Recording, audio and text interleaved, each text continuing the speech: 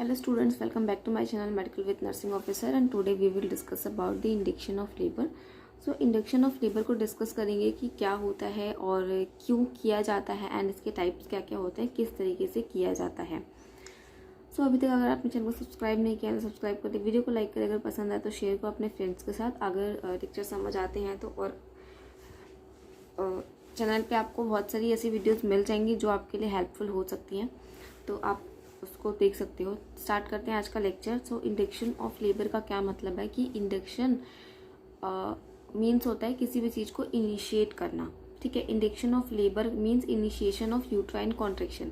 जो यूट्रस की कॉन्ट्रैक्शन से उसको इनिशिएट करेंगे ताकि जो डिलीवरी है वो पहले हो पाए. ठीक है, सो इट इज़ एक टाइम पीरियड के बीच में हम किसी अगर यूट्रस की कॉन्ट्रैक्शंस को मेडिसिन के थ्रू, सर्जरी के थ्रू अगर हम उसको ज़्यादा बढ़ाते हैं डिलीवरी के पर्पस से, तो उसको हम बोलेंगे induction of labour. Right. So definition देख लेते हैं एक बार कि induction of labour means initiation of uterine contractions by any method for purpose of vaginal delivery. जो कि मैंने आपको बताया कि किसी भी मेथड से किया जाए, वो चाहे तो डिलीवरी के सर्जिकल मेथड भी हो सकता है या फिर सर्जिकल मेथड भी हो सकता है या फिर वो मेडिकल मेथड भी हो सकता है, तो उसको हम बोलते हैं induction of labour. Right. Next slide. Purpose क्या हो सकते हैं, क्यों करेंगे, क्या पर्पस है इंडक्शन ऑफ लेबर का. So when the risk of the continuation of pregnancy either to the mother और to the foetus is more, induction is indicated. So induction जब भी किया जाता है जब या तो मदर को कोई कॉम्प्लिकेशंस हो सकती हैं फीटस की वजह से, या फिर foetus is in the risk, is in the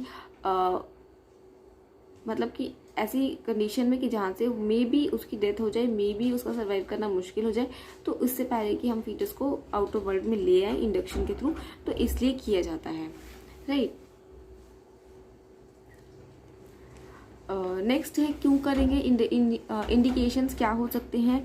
so indication के अंदर ये हो सकता है कि एक तो अगर प्री एक्लेम्शिया है पेशेंट को, जो भी मदर है उसको प्री एक्लेम्शिया है या एक्लेम्शिया है, तो उस केस में हम इंडक्शन ऑफ लेबर करते हैं डिलीवरी के लिए. प्री एक्लेम्शिया होता है कि जब जो पेशेंट का बीपी जो होता है वो 140/90.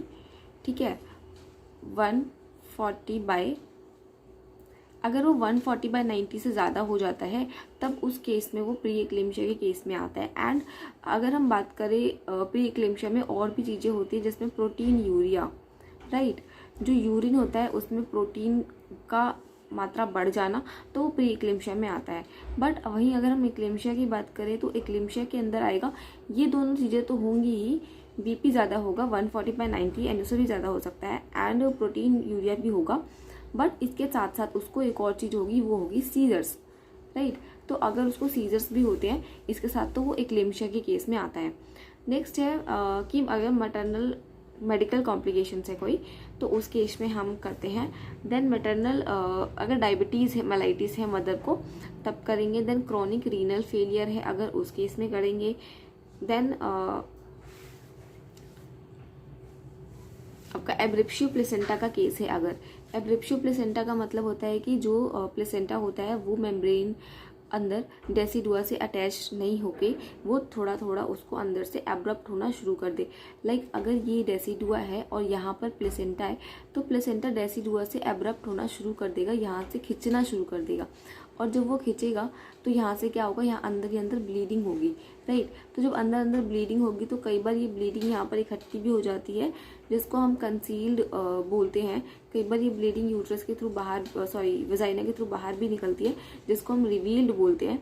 सो रिवील्ड कंसील्ड किसी भी टाइप का एब्रिप्शियो प्लेसेंटा है अगर, तो उस केस में हम अल्ट्रासाउंड की मदद से पता चल जाएगा कि ये कंडीशन है, एब्रिप्शियो प्लेसेंटा का केस है, तो वहाँ पर इंडक्शन ऑफ लेबर करके डिलीवरी को कराया जाएगा. Next intra uterine growth restriction है. अगर फीटस का ग्रोथ अंदर नहीं हो रहा है, किसी भी वजह से हो सकता है, वो मे बी फ्लूइड जो है वो प्रॉपर अमाउंट में नहीं है, मे बी न्यूट्रिशन उसको प्रॉपर नहीं मिल रहा है, तो ओलिगोहाइड्रोमियाज हो सकता है अंदर, तो उसकी वजह से तो हम उस केस में इंडक्शन ऑफ लेबर को कराएंगे. नेक्स्ट है RH आइसो इम्यूनाइजेशन. सो RH आइसो इम्यूनाइजेशन में मतलब अगर ब्लड ग्रुप में डिफरेंस है तो उस केस में हम RH आइसोइम्यूनाइजेशन है, ताकि सेंसिटिविटी ना हो जाए, ताकि फीटस का जो डिलीवरी के टाइम पे इंजरी होती है तो वहाँ पे ब्लड की मिक्सिंग ना हो जाए। तो उस वजह से अगर RH आइसोइम्यूनाइजेशन है तो उस केस में भी इंडक्शन ऑफ लेबर को कंडक्ट कराया जाता है।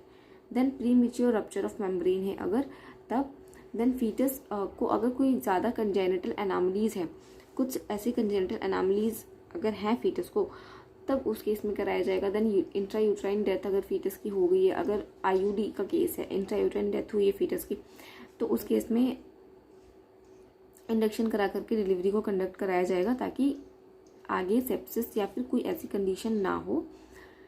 IUD बता दिया। Oligohydramnios I have tell you. Then polyhydramnios. Then polyhydramnios is a condition जहाँ पर कि जो एमनेटिक फ्लूइड होता है वो नॉर्मल से ज़्यादा हो जाता है, लाइक 2000 ml तक फ्लूइड अगर हो जाता है तो वो पॉलीहाइड्रोमनियाज के केस में आता है। तो उस केस में भी इंडक्शन ऑफ लेबर किया जाता है। अनस्टेबल लाई अंडर करेक्शन इनटू लॉन्गिट्यूडनल लाई। ठीक है, अगर कोई ऐसी पोजीशन है, ट्रांसवर्स पोजीशन है, या फिर कोई ऐसी पोजीशन है अंदर जो कोई डिलीवरी कराने के टाइम पे अगर प्रॉब्लम कॉज कर सकती है एट द टर्म, या फिर उससे पहले पोजीशन की वजह से कोई प्रॉब्लम आ रही है, तो वहाँ पे हम इंडक्शन ऑफ लेबर को कंडक्ट करेंगे। राइट, सो ये था आपका कॉजेस, मीन्स ये इंडिकेशंस थे किस किस केस में हम इंडक्शन ऑफ लेबर को कराते हैं। नेक्स्ट आता है आपका मेथड, कैसे कैसे करा सकते हैं। So there are medical method, surgical method and combined method. So in medical method we will go for prostaglandins and so we will use the drugs like prostaglandins, oxytocin and mifepristone. So ये drugs को हम use करते हैं ताकि uterus की जो contractions है उसको इंक्रीज करा पाएँ। एज यू नो कि ऑक्सीटोसिन एक ऐसा ड्रग है जो क्या करते हैं, यूट्रस की कॉन्ट्रैक्शंस को इंक्रीज करता है। At the time of labour भी हम इसको देते हैं। So at the time of labour भी दिया जाता है ताकि कॉन्ट्रैक्शंस को बढ़ा पाएँ और डिलीवरी को ईजिली कंडक्ट करा पाएँ। सो अगर इंडक्शन ऑफ लेबर का केस आता है तो वहाँ पर हम ऑक्सीटोसिन का यूज़ कर सकते हैं। देन मिफेप्रिस्टोन का यूज़ करेंगे। प्रोस्टाग्लैंडिन्स आर दी ड्रग्स जो कि कॉन्ट्रैक्शन को बढ़ाने में हेल्प करती हैं। सो मेडिकल इंडक्शन में हम ड्रग्स के थ्रू कॉन्ट्रैक्शन को इंक्रीज करते हैं। नेक्स्ट आता है सर्जिकल मैथड। सो सर्जिकल इंडक्शन के अंदर करते हैं हम ARM। So ARM is basically artificial rupture of membrane, जिसमें कि जो मेम्ब्रेन है उसको आर्टिफिशियली रप्चर किया जाता है with the help of Kocher. So Kocher is an instrument, और जिसके जो टूथ होते हैं वो टूथ पे इस तरीके से देखने को मिलेगा। ये जो है, ये जो डायग्राम है ये कोकर का है, एंड इसका जो टूथ है ना, यहाँ पर कुछ दोनों साइड ऐसा इरेगुलर सा पैटर्न होता है जिसको कि जो कि रप्चर करता है, मेम्ब्रेन को रप्चर करने में हेल्प करता है। So with the help of Kocher हम क्या करते हैं कि जो मेम्ब्रेन है उसको रप्चर करते हैं। ये जो मेम्ब्रेन है वाइट कलर की मेम्ब्रेन है, इसके अंदर ब्लू कलर का एमनियोटिक फ्लूइड है। सो हम क्या करेंगे, इस मेम्ब्रेन को रप्चर करेंगे ताकि फ्लूइड बाहर आए और क्या करे कि यूट्रस जो है कि कॉन्ट्रैक्शन उसकी स्टार्ट होए और डिलीवरी को इजीली कंडक्ट कराया जा पाए। सो ARM करते हैं। Next stripping of the membrane करते हैं। So stripping is of the membrane is also a procedure जहाँ पे हम मेम्ब्रेन को क्या करते हैं कि डिजिटली सेपरेट किया जाता है from the wall of the cervix and lower uterine segment से सेपरेट करके और डिलीवरी को कंडक्ट कराया जाता है। So this is all about the stripping of the membrane. हमने पढ़ा कि एक हम इसमें करते हैं ARM करते हैं। ARM का मतलब है acute artificial rupture of the membrane, जिसमें मैंने आपको एक इंस्ट्रूमेंट बताया जिसका नाम होता है कोकर।